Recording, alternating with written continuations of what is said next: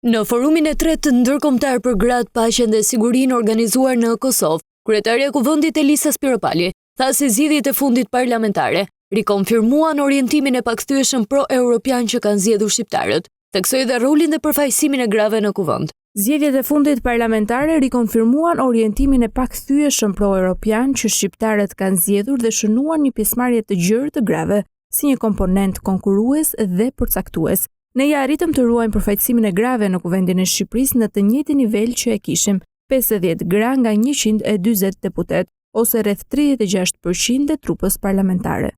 Rrugtimin e grave të Kosovës në anën tjetër, sipas Spiropalit, është shembull për të gjitha shoqëritë, e dala nga konfliktet në mbar botën. Kosova me mençurinë e saj, pavarësisht mizorive të tmerrshme që ka kryer regjimi i Miloševićit, nuk ra kurrë në grackën e hakmarrjes.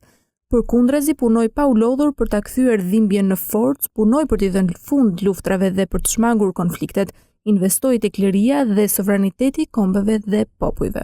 Forumi ndërkombëtar për gratë, paqen dhe sigurinë është një nismë me presidentes Osmani, e cila bën bashkë kryetar shtetesh, qeverish, parlamentesh, personalitete intelektuale e kulturore, përfaqësues të organizatave të grave, shoqërisë civile dhe medias nga vende të ndryshme të botës.